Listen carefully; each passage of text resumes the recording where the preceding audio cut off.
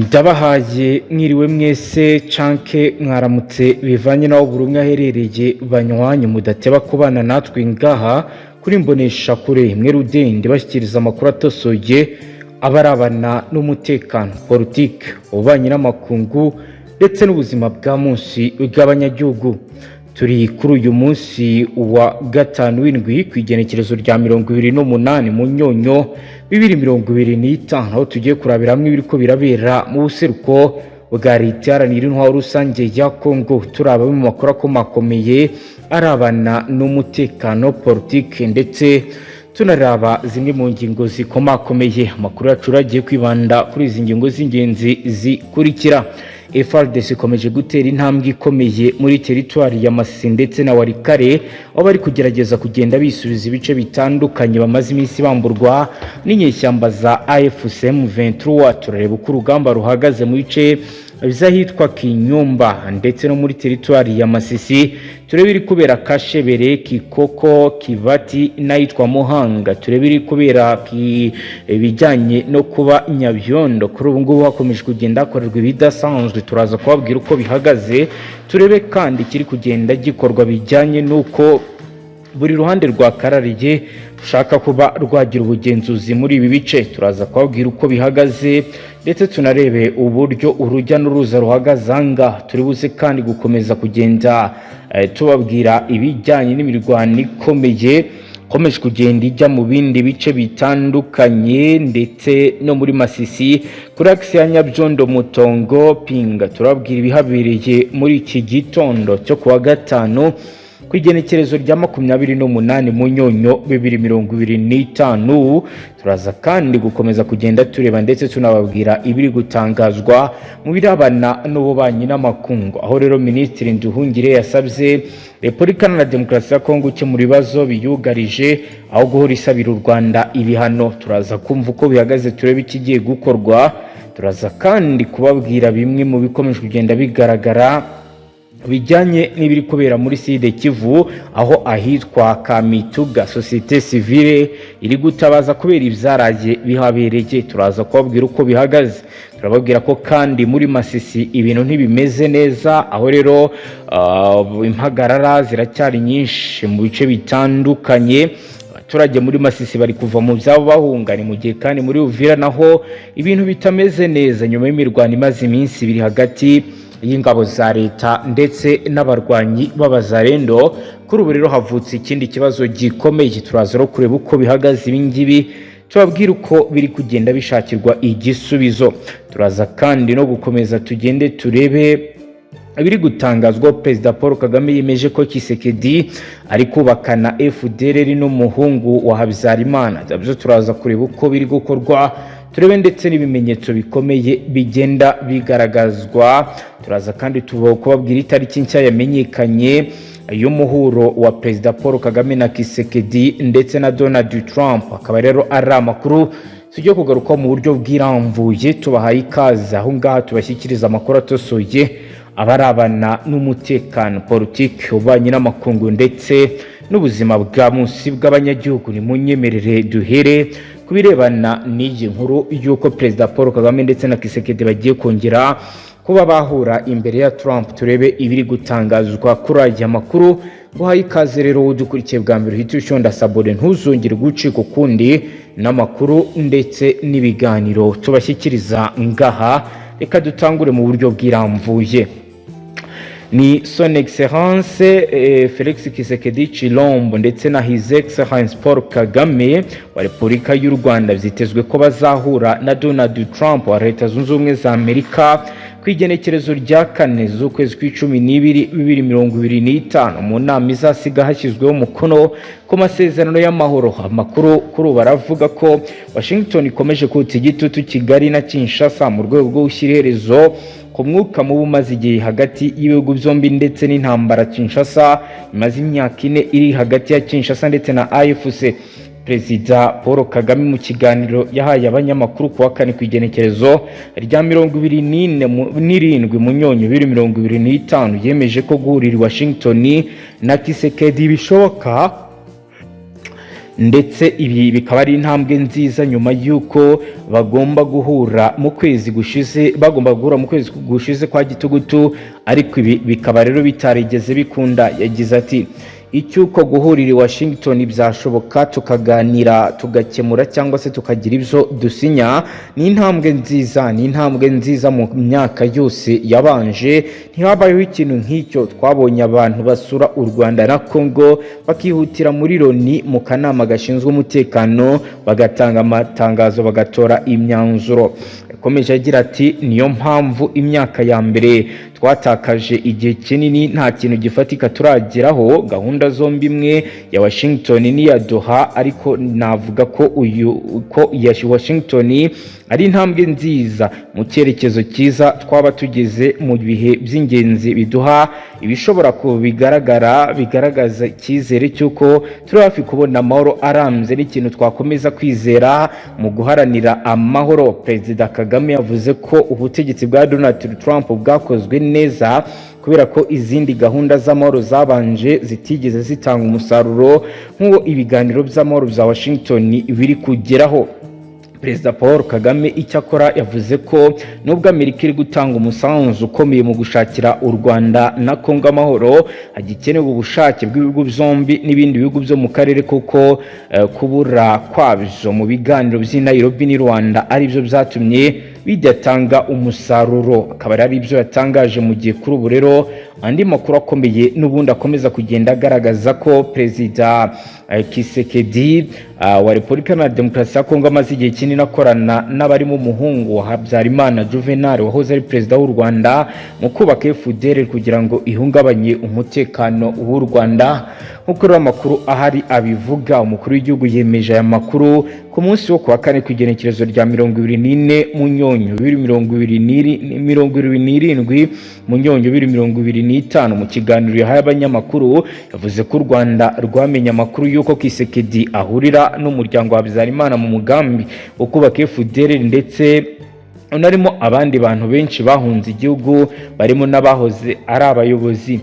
Yagize ati hambere aha mu myaka cyangwa se amezi twamenye ko bamwe mu bahungu ba Habyarimana na bamwe mu bantu bahunze hano batuye i Burayi na Leta Zunze Ubumwe za Amerika bamaze igihe bakora muri iyi gahunda ya FDLR, ndetse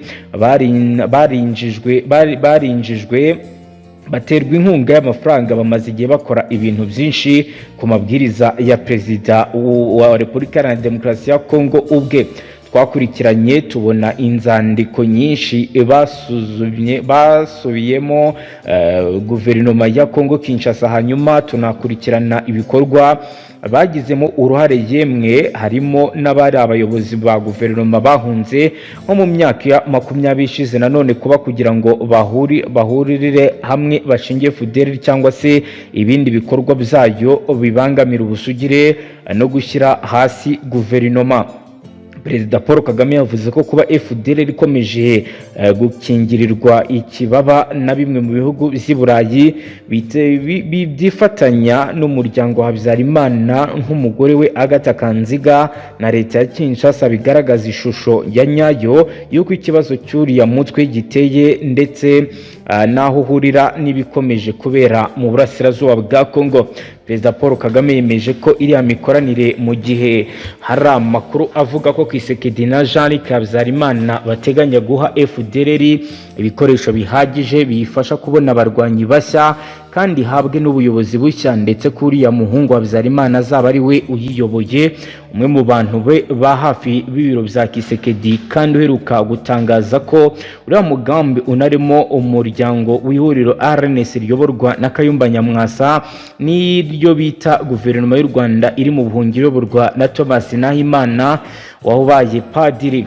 Bivugwa ko Kisekedi ateganya inama yo ku rwego rwo hejuru Kinshasa mu ntangiriro za 2026 izahuza abantu bo mu mutwe uhiterabwoba bita batavuga rumwe n'ubutegetsi bw'u Rwanda kugira ngo barebwe hareme ihuriro rifite igisirikare gikomeye gishobora guhungabanya umutekano w'u Rwanda kikaba cyanakuraho ubutegetsi bwarwo nk'uko amakuru ahari bigaragaza. Kugira ngo iyi nama ishoboke, leta ya Kongo ikaba iteganya gushakira aba banyarwanda inyandiko z'inzira binyuze muri ambasade yayo muri Afurika y'Epfo mu ntangiriro z'ukwezi kwa 10 uyu mwaka. Abagize imitwe y'iterabwoba bahuriye mu mujyi wa Cape Town muri Afurika y'Epfo. Inama iyoborwa na Jean-Luc witabiriye yifashishije ikoranabuhanga rya kure kubera impungenge z'umutekano we. Iyi nama yanaganiriweho ingingo yo gushaka abanyamuryango bashya no gukangurira abanyarwanda ba mu mahanga gushyigikira iri huriro rikomeye rya gisirikare. Kisekedi ngo abona Jean-Luc ariyo muntu wayobora iri huriro hashingiwe ku mateka afite nk'umwana wayoboye u Rwanda, ndetse ahamya ko ariwe washobora guhuza abatavuga rumwe n'ubutegetsi bacitsemo ibice, akaba yahuza abanyarwanda baba mu muryango mu mahanga akabahuza na FDLR. Gusa ibi byose bikaba rero bizaravumbuwe rugikubita nk'uko natwe tubibabwiye. Reka rero dukomeze amakuru yacu tujye ku ngingo ikomeye, aho rero Minisitiri Nduhungirehe yasabye Repubulika ya Demokarasi ya Kongo gukemura ibibazo biyugarije aho guhora isabira u Rwanda ibihano. Ni Minisitiri w'Ububanyi n'Amahanga n'Ubutwererane Ambasaderi Nduhungirehe yasabye Repubulika Iharanira Demokarasi ya Kongo gukemura ibibazo biyugarije aho guhora isabira u Rwanda ibihano. Mu kiganiro Minisitiri w'Ububanyi n'Amahanga wa Repubulika ya Demokarasi ya Kongo Therese Kwayikwamba Wagner aherutse kugirana n'ikinyamakuru Welt cyo mu Budage, akaba rero yarasabye umuryango w'ubumwe bw'Uburayi gufatira inzego z'u Rwanda ibihano bikakaye nk'uko wabigenje ku Burusiya. Kwayikwamba yavuze ko u Rwanda rufasha umutwe witwaje intwaro M23, bityo ko ibihano bizafatirwa inzego z'igihugu bizarushyiraho igitutu rugakura ingabo zarwo mu burasirazuba bwa Kongo. Leta y'u Rwanda yasobanuye kenshi ko intangabo ifite mu burasirazuba bwa Kongo kandi ko nta bufasha iha M23. Yagaragaje ko icyo yakoze ari ugukaza ingamba z'ubwirinzi ku mipaka mu rwego rwo gukumira ibyashoboraga kuruhungabanyiriza umutekano nk'umutwe w'iterabwoba wa FDLR uri mu burasirazuba bw'iki gihugu. Mu kiganiro na Welt, Minisitiri Nduhungirehe yasubije ko kuva mu kwezi kwa 2025 kugeza ubu Kwayikwamba asabira u Rwanda ibihano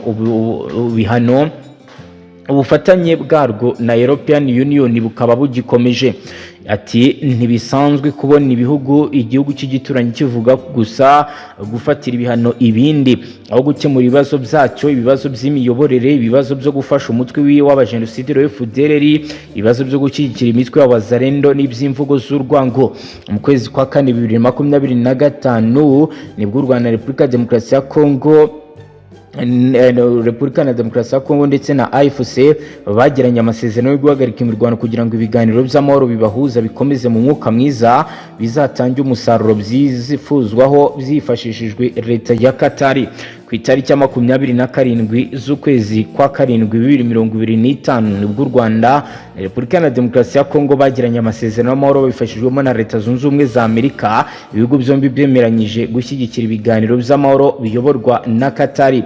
Minisitiri Nduhungirehe yagaragaje ko nubwo habayeho amasezerano yo guhagarika imirwano, ingabo za Leta ya Kongo zikomeje kugaba ibitero by'indege zitagira abapilote ku birindiro bya AFC. Ati aho kuvuga ibihano buri gihe tugomba gukora ibishoboka kugira ngo dushyire mu bikorwa ibyo twashyizeho umukono. Minisitiri Nduhungirehe yatangaje ko kugira ngo Leta ya Kongo yubahirize agahenge umuryango mpuzamahanga ukwiye kubigiramo uruhare. U Rwanda na European Union bifitanye amasezerano yo guteza imbere inzego zirimo ubucukuzi bw'amabuye y'agaciro. Uyu muryango kandi ushyigikiye ibikorwa by'ingabo z'u Rwanda ziri mu butumwa bw'amahoro mu ntara ya Cabo Delgado muri Mozambique na gahunda yo gukora inkingo y'imiti binyuze mu ruganda Biotech ruri i Kigali mu Rwanda.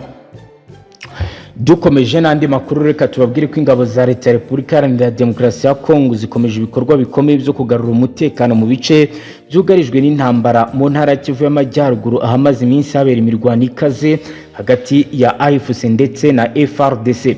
Ku itariki ya 27 z'ukwezi kwa 11 2025 FARDC yamenyeshe ko yamaze gufata neza agace ka Kinyumba kari muri territoire ya Masisi mu gikorwa cyari kigamije gusunika ndetse no kwigiza inyuma AVIS yari maze igihe kinini yigaruriye ibice by'icyaro biri hagati ya Masisi ndetse na Warikare. Nyuma yo kugenzura Kanyumba, amakuru ari gutangwa n'abaturage ndetse n'inzego z'umutekano aravuga ko imirwano ikomeje kwibanda mu bice bikikije aka gace cyane Kikoko, Kasheberi, Kibati, Muhanga. Uru ni uruhererekane rw'ibitero rurimo kuba mu birometero bike uvuye mu mujyi wa Nyabyondo, ahafatwa nk'ahantu hagati hari agaciro gakomeye mu bya gisirikare kuko ariho hahurira imihanda minini ivi Masisi, Igwarikare na Ngungu. FARDC ziri kugerageza kugera i Nyabyondo kugira ngo zikomeze zisunika umurongo wose w'intambara, bikaba bivugwa ko ari muri gahunda yo kugira ngo bisubize ibice.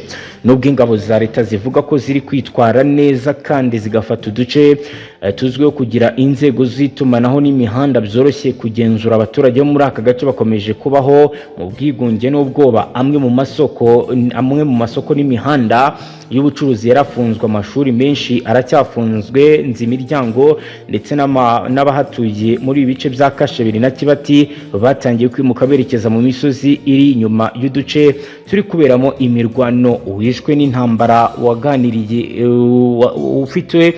wishwe n'intambara waganiriye n'itangazamakuru aragaragaza agahinda gakomeye, avuga ko amasasu ababuza gutwara abana ku ishuri, kandi akavuga ko n'indege ziza rimwe na rimwe hari igihe zibahungabanya mu buryo budasanzwe.